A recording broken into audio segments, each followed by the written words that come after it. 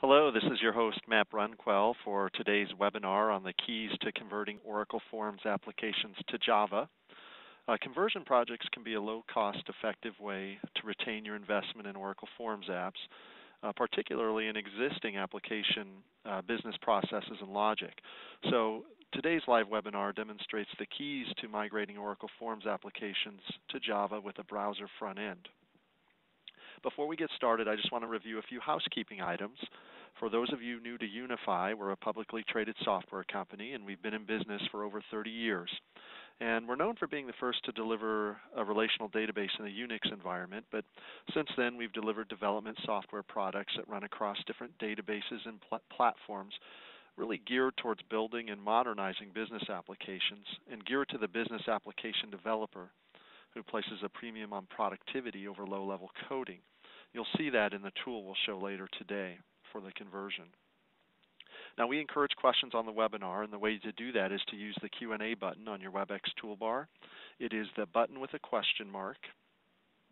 And there's also a chat button, but it just makes it easier for Khalid and I to kind of look in one panel for the questions to make sure we address all of them.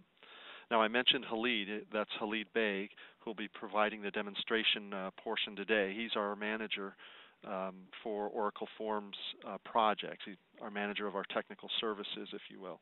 And he's been involved in both Oracle Forms upgrades as well as Oracle Form conversion projects to Java. And a long time ago, long time ago, Khalid programmed in Forms himself.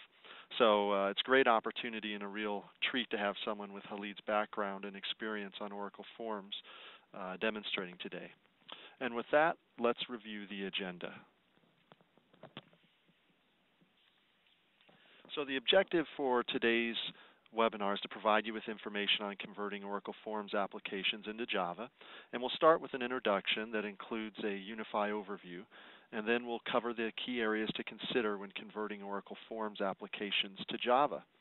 And we'll follow this with a demonstration so you can see how easy it can be to migrate and deploy an Oracle Forms app into a Java environment. And then this will be followed by a Q&A session.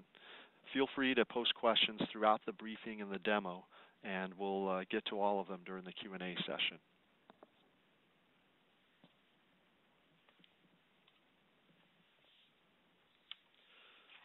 So just a quick overview about Unify. The CipherSoft business is a part of Unify and has over 25 years of experience in Oracle Forms migration.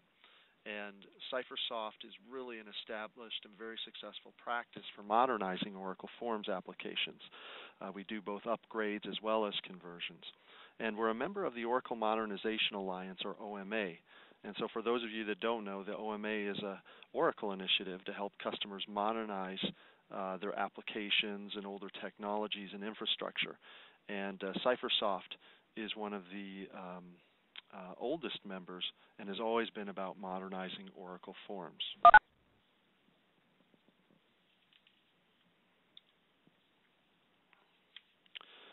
So on the challenges on a conversion project, a migrated application really should be as intuitive for the original developers to maintain as it is for new developers who have no experience in the original technologies used to write the application. And practically speaking, this means that your solution should provide a one-to-one conversion in the code as much as this is possible. The impact on the end users of the application need to be considered as well. So reproducing all the functionality of the application is good, but it's not enough. It needs to behave similarly over in the new environment in order to avoid retraining on the application. And for applications with a large number of users, avoiding retraining can be a significant cost savings. Now, customers have found another benefit is that they can use the same scripts for testing functionality from the Oracle Forms application with a like-for-like conversion approach. And our customers find this approach a much, much lower risk. Migrate a like-for-like first, and then look at modernizing and extending the application longer term. Because when the application is rewritten as the initial migration, the users have to navigate differently, and successfully testing all of the functionality becomes very challenging. So It also makes resolving errors in the new application more difficult if you can't compare it directly to the original forms application, like when you do it in a like-for-like conversion.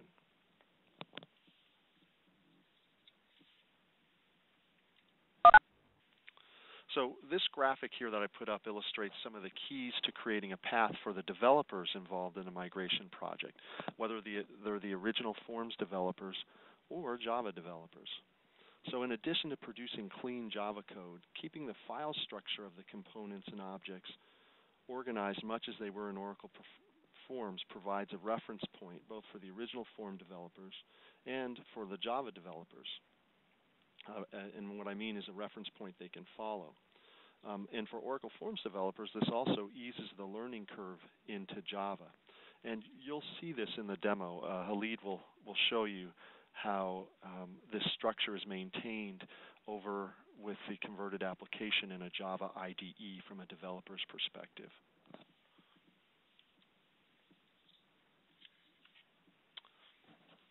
So as shown in the previous slide, Oracle Forms knowledge is rewarded. Keeping the terminology, object, and method names and the class hierarchy helps tremendously in reducing the learning curve for Oracle Forms programmers and makes a transition to Java as smooth as possible. However, for the Java developers out there, this generated application is 100% Java. It's a Java EE application. And in the generated architecture, the key concepts and fundamental principles of object-oriented programming can be easily identified, and you'll see well-known Java design patterns in there, as well, like classes, inheritance, interfaces, objects, packages. Gosh, I could go on and on. I mean, abstract classes, polymorphism. There's a lot of those types of things. You'll get to see some examples of that. And the application can be maintained and extended in most Java IDEs. We see a lot of our customers using JDeveloper. Some are using Eclipse. Others are using open source Java IDEs. Again, it's not limited there. And this illustration shows just a few examples of the application business logic layer, but we'll go into that in more detail during the demo. Also, you should know we have a white paper with more details on the architecture should you get more interested in the solution.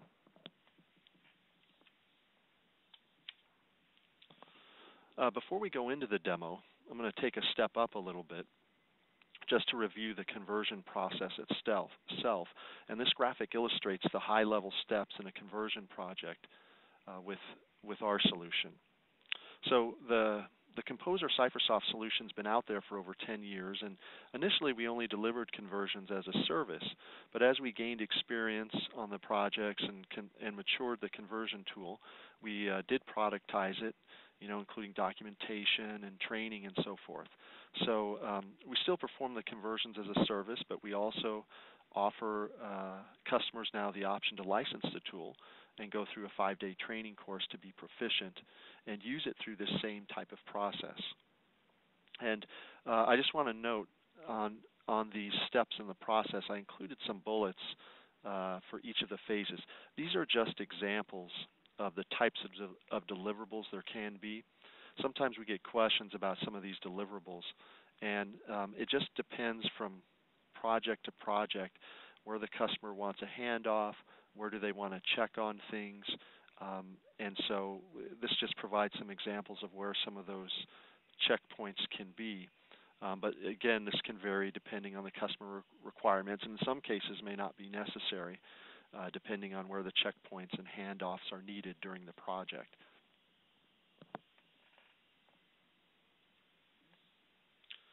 So with that, let's demonstrate the conversion steps in a migration project, and just some key points to keep in mind during the demonstration. What we're going to show you is we're going to convert the Oracle Summit application. Now, this probably will not be as complex as some of your applications, but it has a lot of the key components or characteristics you would expect to see in one. It has menus, libraries, and business logic, in addition to a few canvases. And since this application, we've done it a lot of times, it'll convert cleanly, but just so you know, we have an analyzer in our solution that we normally would run an app through to show, just get a feel for what are the things that would require some post-conversion. In this case, though, it's going to convert cleanly right out of the box. Now, this is a full conversion we'll show you. So we're going to convert the entire app. But note that you do have the choice just to do pieces. For example, you could just convert the PL SQL or the business logic. Or once converted, you could just convert the presentation layer into a different option. We have two primary options for the presentation layer. The one we're going to show you is going to be in a browser.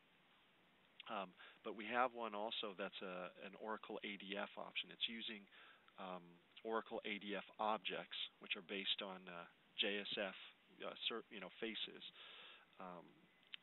But if there's interest in that, just let us know, and we can always follow up with you on the specifics on that. And we're going to show, as I mentioned, for us, what we focus on is a like-for-like conversion. So we're going to show a like-for-like in a browser. And we'll illustrate some of the examples from those key conversion areas we were talking about, so you can get a feel for what can be done. Now, with that, what I'm going to do is turn this over to Khalid. And so, in order to do that, I need to make Khalid the presenter.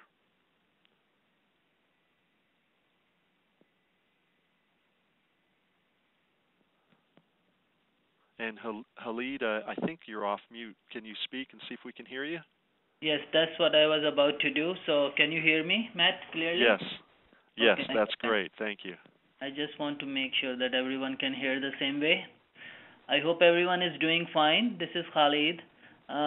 You should be able to see my desktop now.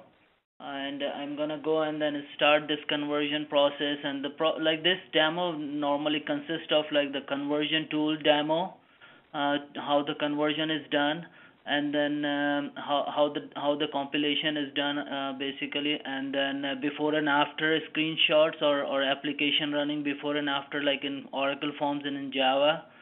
The last step we do is go through the code, like what was in PL SQL and how it was in PL SQL and how it converted into Java. So first of all, I will start with the conversion tool itself, and if you see the interface on here, it's not like too complicated interface. Basically, the conversion tool can be shipped and installed as a zip file. Like if somebody is buying the conversion tool, we normally ship it as a zip file. They can extract it in any folder, and they are in business basically. So if you see on this screen, there are a few things that I would like to go through quickly. The first thing is the package name, and package name is what Matt was showing in his presentation. Basically, when you create a class from PL SQL code, we put a package name at the top, and this package name can be changed. If you are living in Australia, for example, or in some part of the other part of the world, you can put, instead of COM, you can use your country name, 2 digits, or anything other than that. The next step is company name, basically, whatever the company name is, and the application name. What is the name of the application that you are converting? The presentation layer, as Matt was saying, there are two types of presentation layer we handle in this conversion process.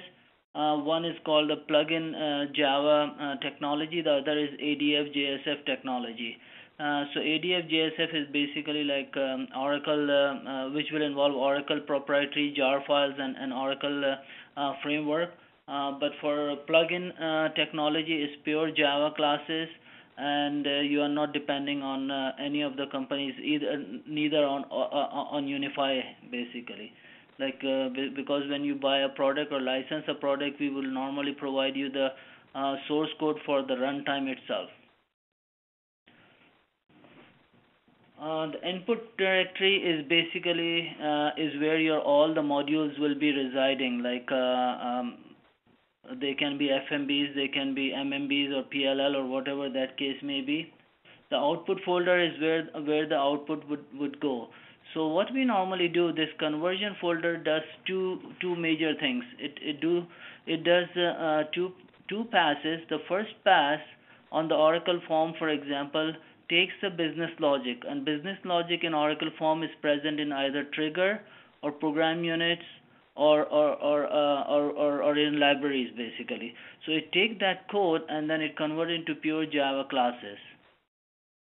The second pass, what it does is take the presentation layer. Presentation layers are basically canvases and list of values or alerts, and then it converts into XML files. So when we are talking about plugin Java technology, we basically are talking about Java/XML technology that we produce through the conversion tool. So output folder contains all those Java classes as well as XML files. The last thing here you are seeing is database connection. Database connection basically is only required for reading or reference purposes. We do not write anything on the database. The reason we need this database connection, for example, is I can give you one or two examples. Sometime in Oracle forms, you define a variable depending on the table column. You can say like XYZ is depending on column employee with employee number.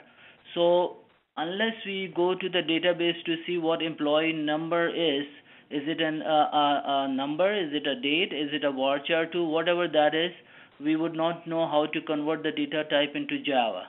So that's one of the reasons we need the database connection. The other reason is to when you are passing the packages argument or procedure arguments, then we need to know what all those arguments are. Are they varchar 2 or boolean type or whatever those are. We do not write, as I mentioned, anything on the database. One thing you are seeing, as Matt mentioned in his presentation, was analyzer.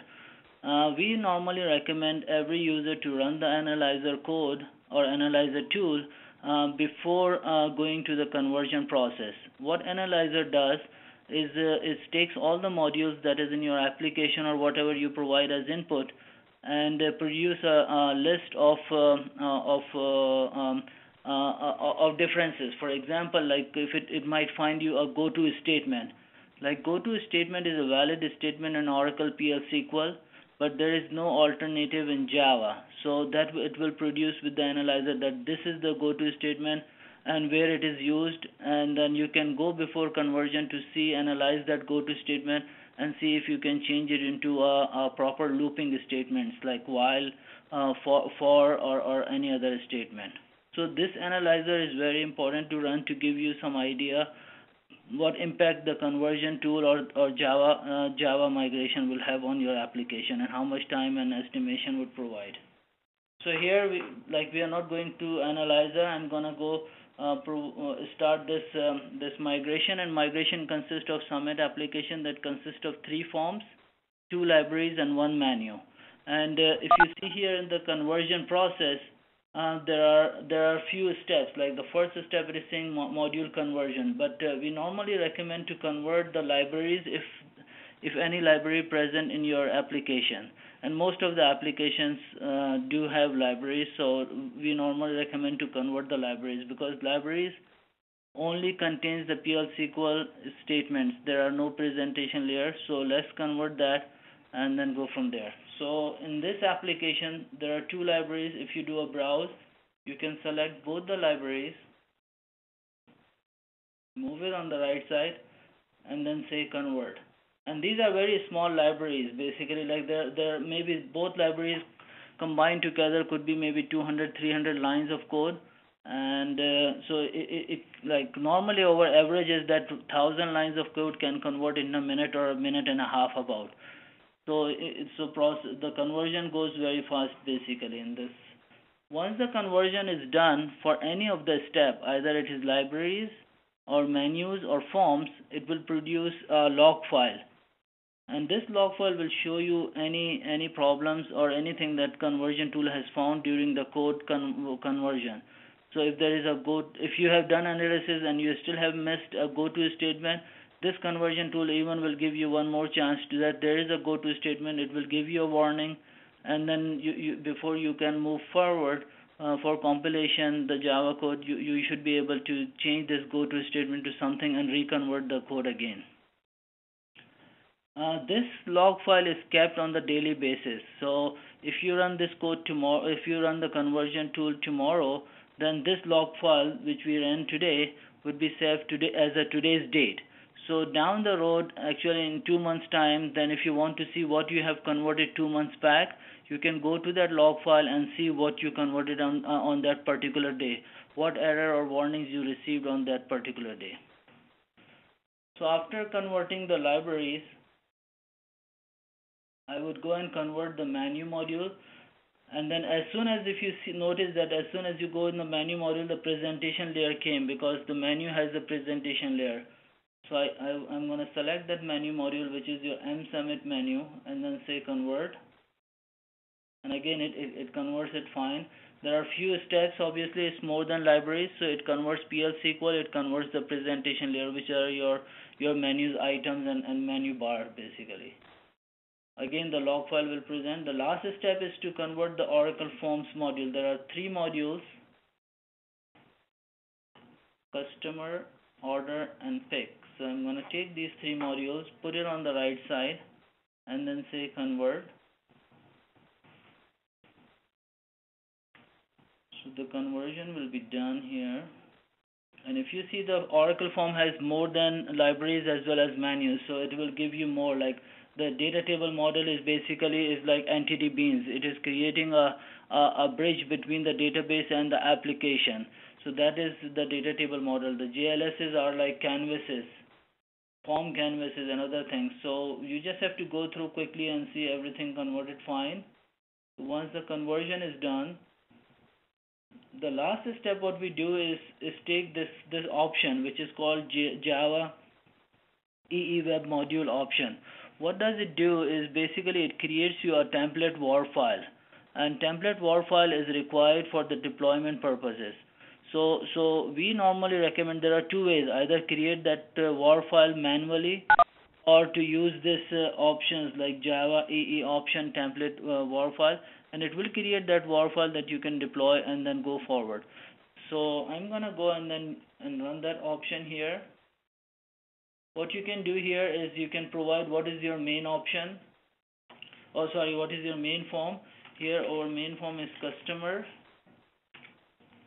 And if you want to compile the Java code here or not, again it's a preference thing. Some developer would say no, don't compile the Java code here. We would like to compile the Java code afterwards, so we would know if there are any errors and all those things. And if you are compiling here, it will compile, but if there are errors, it will show you those errors, but it would not let you fix those errors at that time. You still have to go in JDeveloper or any other IDE where you can fix those Java errors. So I normally leave that for the time being, or I can do it, it doesn't matter, and then I can say generate.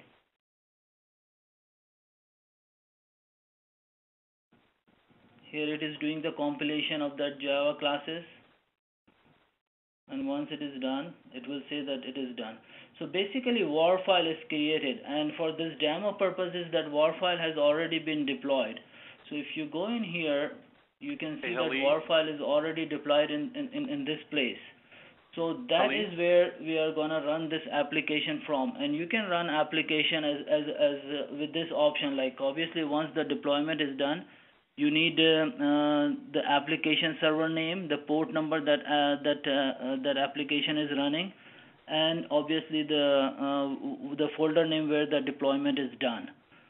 So once that is done, you would see that the application would be running like this in the Java environment.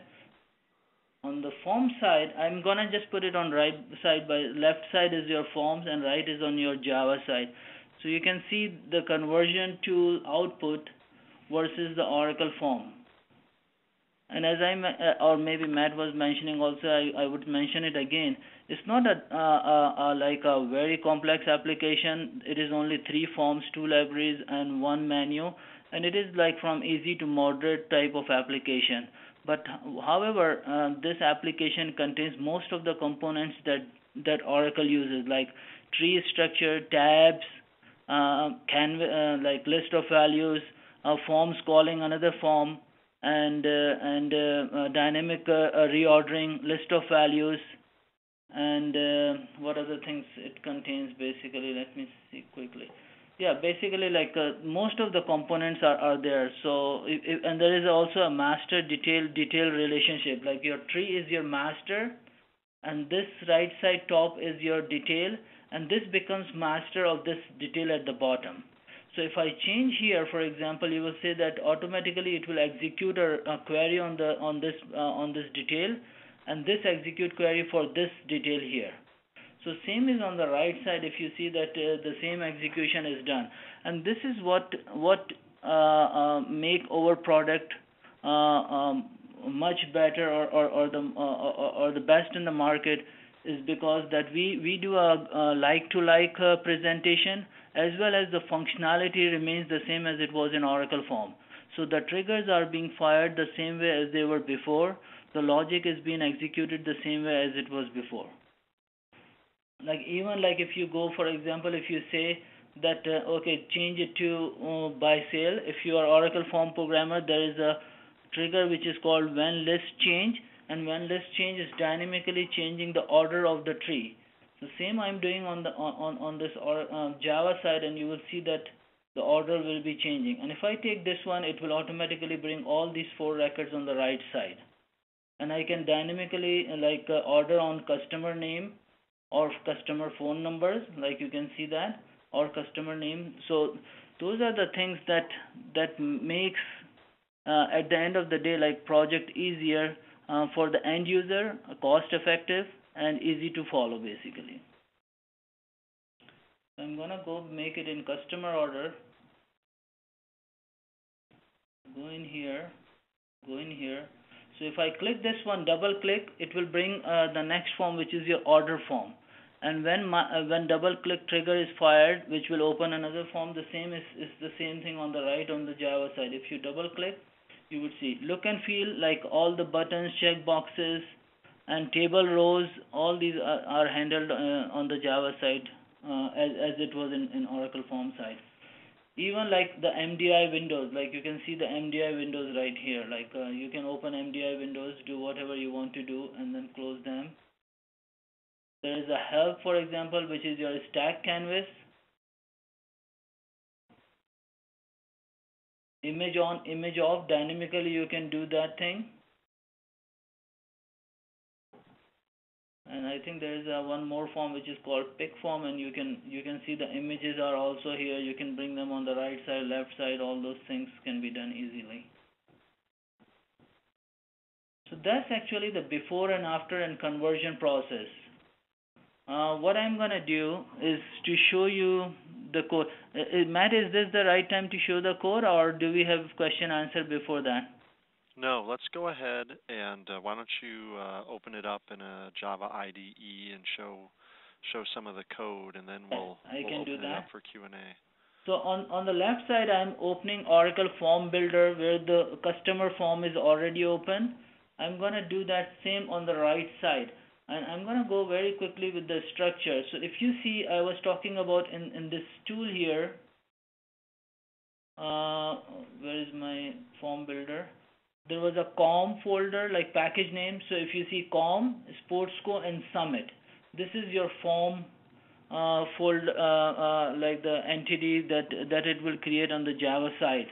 And if you see here, it contains three more entities, which is one is like each entity represents the form itself, and the same is for library. Like there were two libraries, there are two more entities under library, which is called calendar and pick list. That those are the libraries we converted in libraries conversion process. And the menu. So if you go in customers, you would see, let me actually go in, that there are more entities, and each representing the Oracle block on the form side. So if there is a control is there, nav control, navigator, as customer, and all those things. One other thing you will see that there is a Java class with the name of the form. That is the main class that drives the form itself. When you open the customer form, that is the form that will run the first time. And you would see in this form how this class is built. This class is basically containing the alerts, Like if you see the alerts here, there is a delete alert and confirm alert. So there are two alerts definitions. So I'm gonna open one of the alerts properties here. You would see that okay, there is a confirm revert, and then what is the style of the alert is caution. How many buttons there are? Two buttons. One is yes and no, which is the default button. What is the title of the alert, and what is the message of the alert? So you can see like it is one-to-one conversion that Matt was talking about in his presentation. And then once you go further down, you will see that since this is a form level Java class, it should contain all the form level triggers, form level alerts, parameters if there are any defined, and program units. So I'm going further down, and then you can see that the first trigger that is called preform. One other thing that that I would like to mention here is that the naming convention. If you see the name of this method, it is called preform. That basically represents one of the triggers, form level triggers, that is in Oracle form. So we keep the names as same as Oracle form. We keep the names of the variables same. The only thing we do is Javaize those names. Like for example, if it is preform, we take the dashes out and then make them as Java name, like preform. And then if I go further down, there is a when new form instance when window close. The reason we are keeping the same name for triggers is to help not only the new Java developers who have never worked on Oracle Forms, also to help Oracle Forms programmers to move to Java. And one of the example is myself. I am an basically Oracle Forms programmer, but is moving towards Java. So for me, when I read this code, when new form instance, I basically know that what when new form instance would do in Java side. And then go from there. So it is much easier for me to understand what this set window property is, rather than if we have changed these naming convention, it would be harder for Forms programmer to move to Java and understand that code. Obviously, for Java programmer who are starting new, not knowing Oracle Forms, they have to understand these syntaxes as part of the training. So I'm gonna open this one of the triggers here in Oracle form, and you would see that what we are doing is setting the Windows property. This is a program unit, refresh tree country. You can see that the naming convention is there, and since it is a program unit, it will be present in the same class which I'm showing it now, and I'm gonna show it to you very soon. The next thing is you see go block. So there is a go block navigator. It is going to the block navigator, and then it is setting the value to 1 for something, for a variable, for example. So reading this code, like as an Oracle form developer, I would exactly know what it is trying to do. It is setting this the Windows property. It is refreshing the tree, which is right here, like on the left side. It is refreshing that, and then it is going to this navigator block, which is this block, and then setting the default value as 1. So it is like a GUI as well as one-to-one conversion to Java side, basically. And then if you go further into these entities, like you will see that this is a block in Oracle form which is called sCustomer1, and then under sCustomer1 there are items. Those items in Oracle or in Java side are represented as simple entities like okay, ID, name, and all those things. And again, the same thing. Like at the block level, there is a class called blocklevel.java, and basically block.java class contains the block level triggers. The same is true for items. So at each level, you will find a class, Java class, that will represent that item, block, or form, and will contain those level triggers. Or if it is a form Java class, it will contain more than the trigger, like for example program unit, as well as triggers, form level triggers, or alerts and other things like that. So that's basically what we normally go through. No, that's great.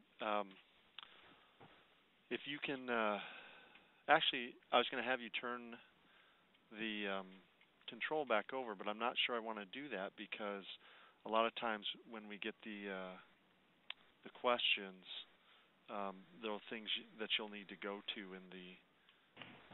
I think they can write the questions, or they have, and then. Yeah. And I'm looking now at the toolbar, and I think chat may be the only way for people to enter questions. I don't Yes. see a Q&A button. Yes, So that's true. what we'll do now is we'll open it up for a Q&A, and the way you'll do that is post via the chat button because I don't see a Q&A button. So disregard my my instruction at the beginning, and post your questions. We'll give you a minute here to post them, and then we'll start reading through them.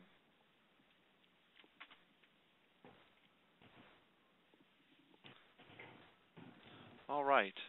First question. What application servers are supported? Good question, and sorry for missing that part actually.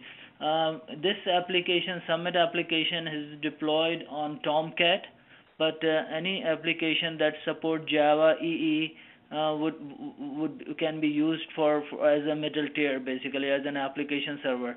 And we have already tested Oracle Fusion middleware, Oracle Application Server 10G, WebSphere, and JBoss, and other application server along with Tomcat. We normally use Tomcat in-house for development purposes as well as for testing purposes, because it is a lightweight application server. It is faster for development purposes. So you can use any application server as far as Java EE is supported on it. Yeah, and as Khalid mentioned, he mentioned the ones that we have direct experience with. But if you have something different, we can always take a look at that. Yes. Next question. It's actually kind of related to the first one, although from a different person. Can you please tell me what JDKs are supported? We can go as back as 1.4, like JDK 1.4, and then as current as 1.6. All right, great.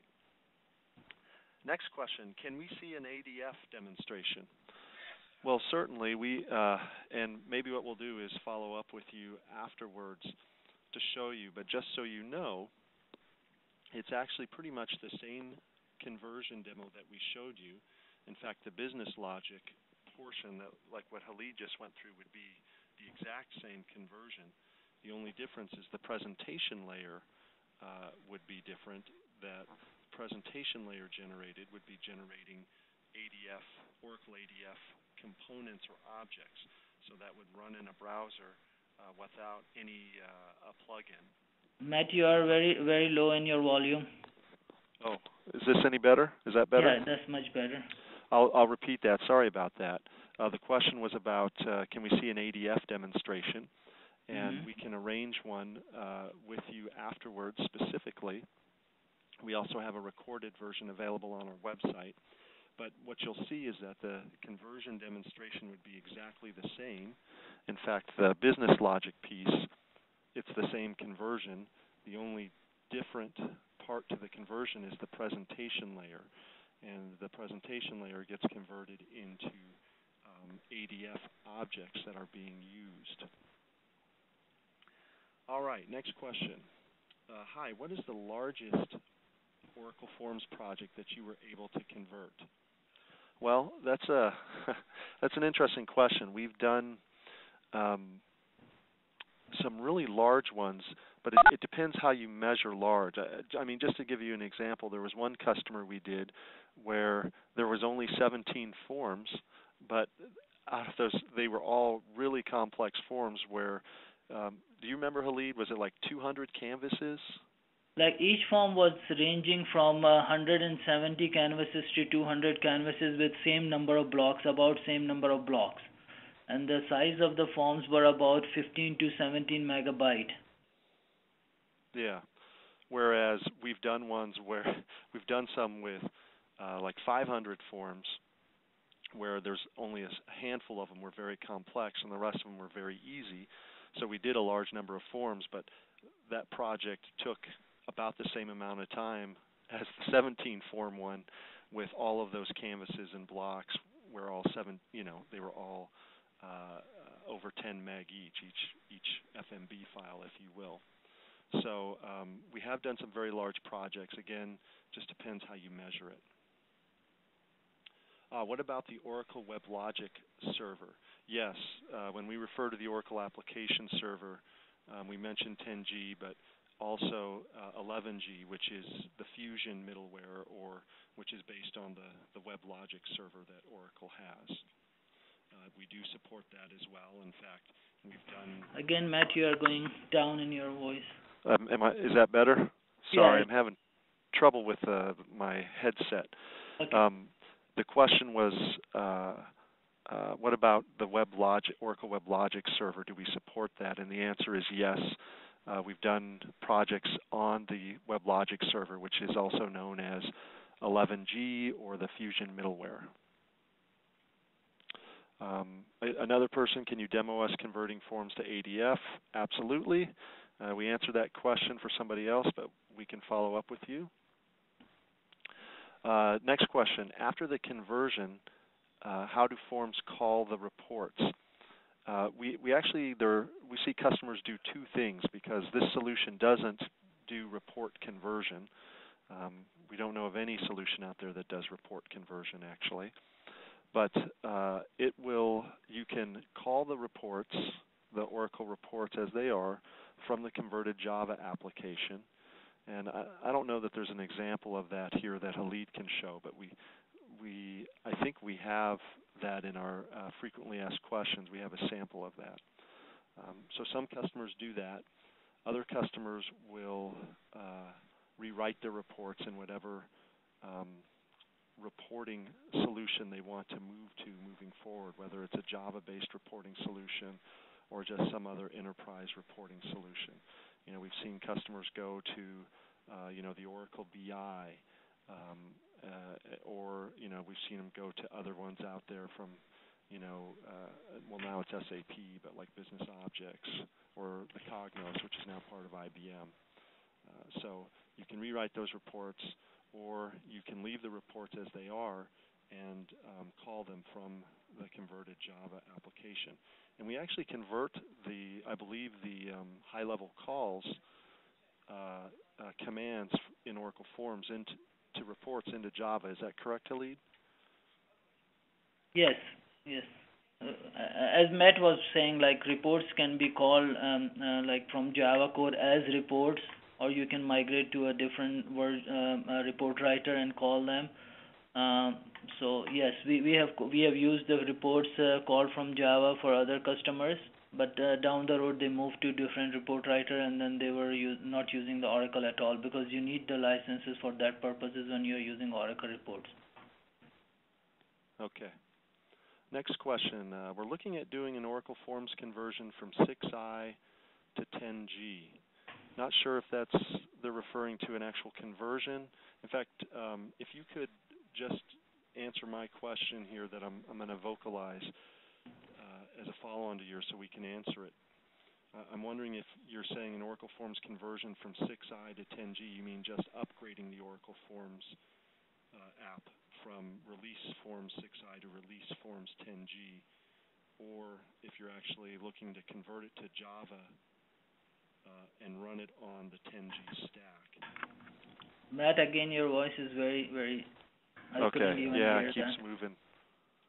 All right, both actually. Okay, so there are a number of custom forms using the ActiveX communication tool via serial port to an external device. Since ActiveX no longer seems supported, what recommended tools are available?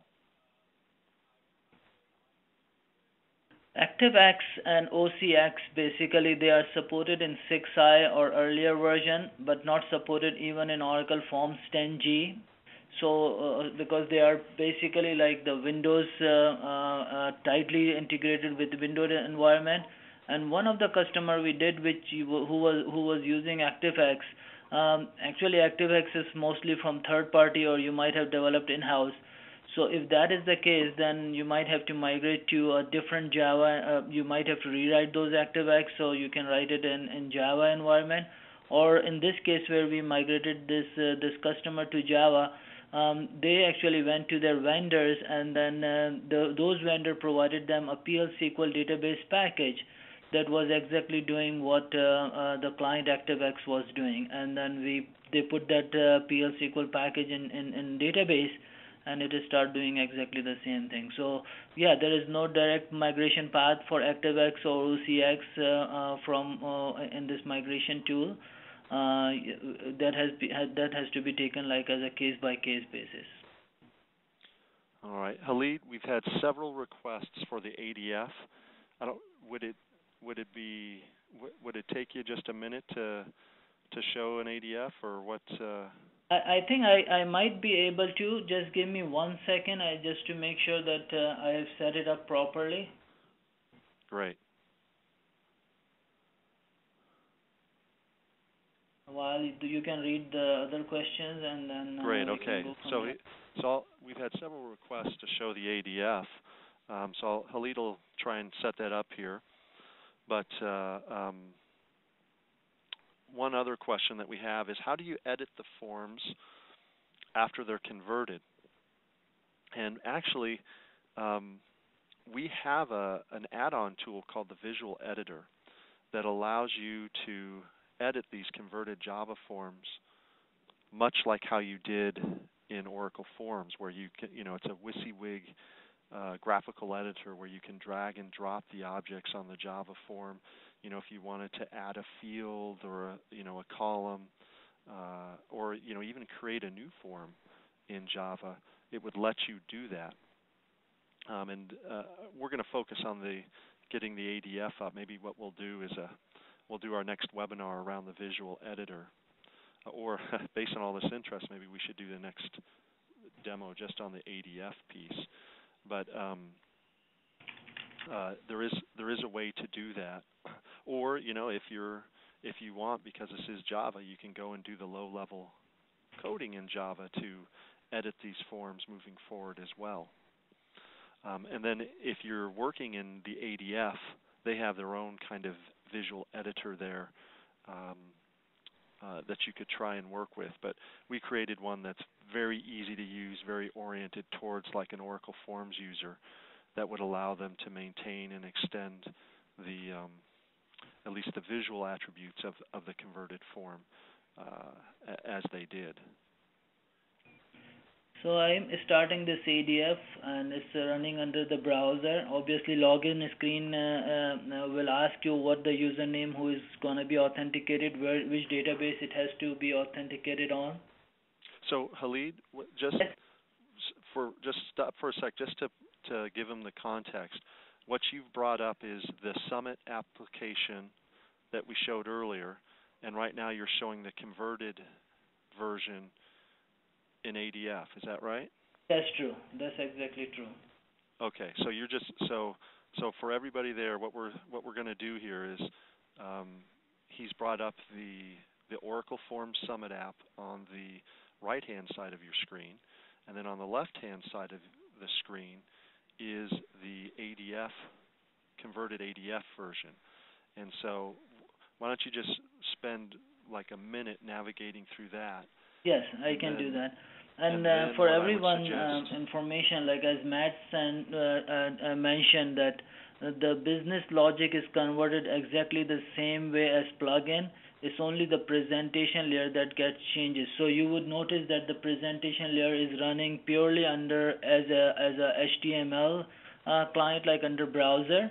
And the layout is a little bit different. Like the tabs we are using like ADF component tabs, so they are a little bit different in look and feel. But overall, like the placement is same, everything is same, because we are using absolute positioning of one of the ADF facility that we are using here.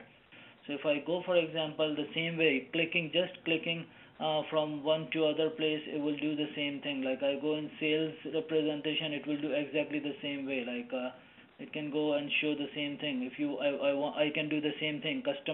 Order on customer name.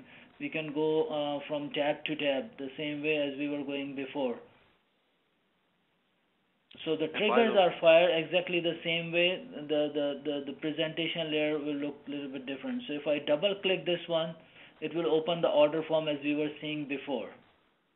the like one of the things in ADF is still like that 11G has provided. This is a 10G version. That when you go in MDI window, you will see that we lose the previous canvas or previous window basically. But now I think in newer ADF version, this can be created as pure MDI window. Image on, image off is exactly the same way as it was working before. Show help, the stack canvas can come up the same way. Like if I go in here and help, so it will look like the same way. You can click this button to open the last form. So and then even like if you go in here, you can see sources. This is the ADF source basically. Like so, it is a pure HTML client that is running rather than as plugin, which is like a downloadable small version that you have to download. So some customer go like ADF because of their choice, or there are obviously trade-offs. There are licenses involved for ADF. There is Oracle involved itself. So if the version changes from ADF to ADF, then that becomes over responsibility to upgrade to a newer version and things like that. Yeah, one thing I would tell you, because we've done ADF projects, is I know that Khalid's showing a 10G, but we would highly recommend that any ADF project that you do, you go with ADF 11G, because they really expanded on the ADF GUI controls or objects in 11G. So like ADF 10G had about 100 GUI controls, if you will, and then in ADF 11G they increased it by 50%. So they went to 150 GUI objects or controls, ADF components, plus some of the ones they already had. They built in more of the properties and functionalities, into those GUI controls, so that you could get more, objects like what you're used to working with in Oracle Forms. They were really trying to enhance that kind of rich user experience in a browser.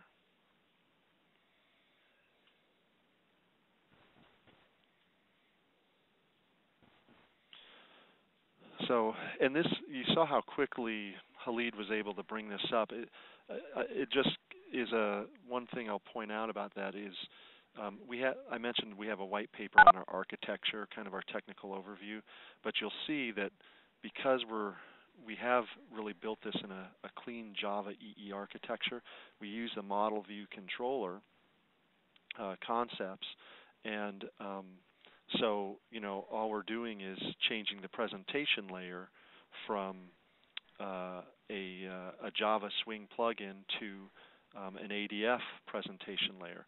And then the business logic and the data access is still all the same Java business logic. Someone wants to show them the converted ADF code. Khalid. ADF converted code. Mm-hmm. So why don't you just start with the business logic, even though it's the same, so they can see that in JDeveloper. Yeah, and business then logic actually is show exactly the same that we were discussing. Like this is what we were discussing, like the customer Java, exactly the same thing. There is nothing different between the Java layout. The entities or sub entities would be created the same way as would be creating for plugins. So this is what you are seeing is converted Java code will be the same either plugin or ADF. The only thing I want to see if I can open, I think I might have it here, and I don't know if I can open under. I haven't set it up for JDeveloper purposes, so let me just give me 1 second if I can.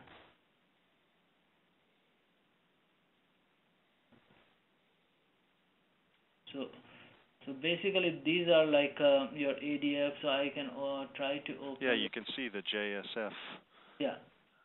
Files. See if I can open it under JDeveloper. Or let me open it.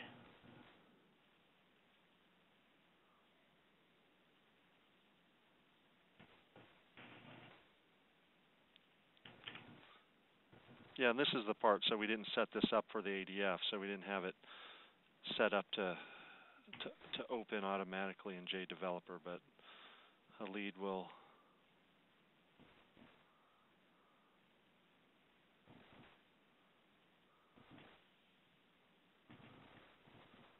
So these are the details, and then if I go in source code, this is There how we the go. source code will look for in ADF file. And while what happens, the servlet that is running on Tomcat will read this file and then interpret it and then send it as HTML after compiling into HTML. So here, if you see again the same thing, like name of the components, what is the name of the components, where they are, it is a cust tab, what is the entity beans involved, which position this item will be displayed, height and width, and XY positions. There are different things like the inline style, what the style you would be using.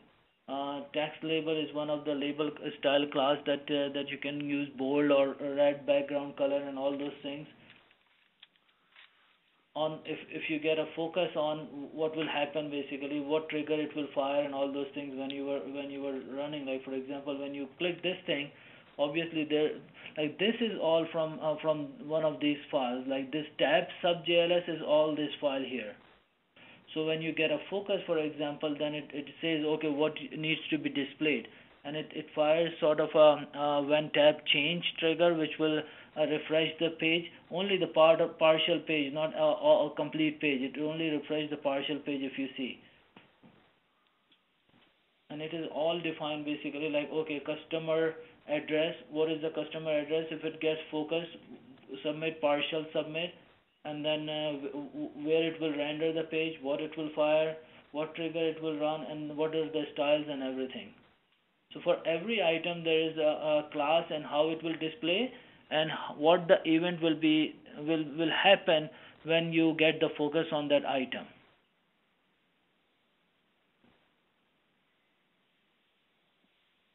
So that's basically how ADF is like. So presentation layer between this one and presentation layer between the other one, if I may be able to quickly open that. Like if you go in the same tab, this one, this is a plugin version. If you see the plugin version, that is a pure XML file, and it's that you can read and then display it and, as a plugin. And here it is again same thing.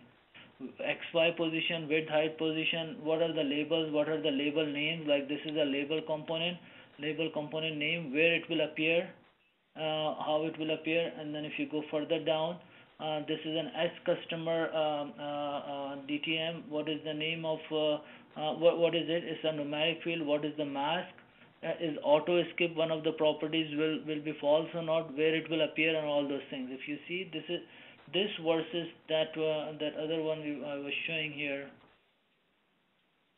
is a little bit different because it's an ADF, that's a XML file. But that's the main difference for presentation. It's only how the servlet will interpret and would know which one to interpret, how this what way. The logic behind it, like all the events firing, all the execution sequences and mechanism, is all the same in both versions. Yeah, and the beauty of that is that you could actually have some forms that you could deploy with the ADF presentation layer, and some that you could convert with the Swing layer, depending on what your requirements are, and just taking advantage of the pros and cons that each represents for your environment, because the business logic is the same regardless behind the presentation layer. All right, the last thing I see is it possible to get a hold of this presentation to show to people inside our company? Absolutely. We'd love you to share it with as many people as you can. And there's two things that will be available. One is we've recorded this webinar, and so the recording will be available. Matt, we can not hear you properly. Okay. Yeah, I'm going to have to get a new headset. Is that better? Yes, it is. Okay, so we will have the recording of this webinar available on the website within the next couple of days, but you will be able to get it from your Unify representative as well if you need to get it in get it to you in a format so that you can distribute it or show it to people inside your company. If you just want the PowerPoint presentation, that is available as well.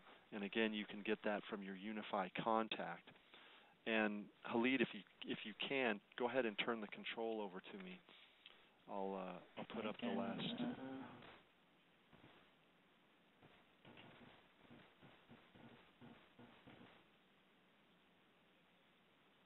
Perfect.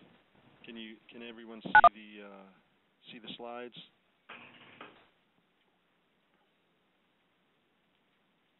Can you see the slides, Khalid? Yes, I can. Oh, okay, good. So just as a summary, what we showed you today is full conversion of an Oracle Forms app, all the business logic and data access. Our customers who have done studies shown that it's a 90% reduction in their project time compared to their estimates for the rewrite that they had for these projects. Again, another key point is it's maintaining the structure and hierarchy of the Oracle Forms project in the Java code, which makes a shorter learning curve for Oracle Forms developers to maintain and extend the Java code, and also just makes it easier on Java guys working with it moving forward. Some code may need manual modification to duplicate the Oracle Forms functionality in Java, and we didn't go into that here, but as you saw, it converts a majority of the application. In the case of the Summit app, it did all of it, but there are some things that it doesn't automate the conversion of because you really shouldn't. There are things that you should make some decisions on since you're moving into the Java architecture. And we actually have a white paper on that, on what those things are, but that's what our analyzer that Khalid mentions identifies and flags before the conversion, so you know exactly where work's going to be done. And we have examples of those types of things in a white paper if you're interested. If you want to find more information on us, I put my email address up there, but we can put a Unify rep in touch with you. Our website is cyphersoftinc.com. When you exit out, you'll get a quick little survey. Please let us know what you thought. If this was what you expected, were there things that you'd like to see next? We try and do these about every 2 months or so. And let us know if there's things we can help you out with. But again, Khalid and I thank you for your interest and hope you found it of value, and have a great day.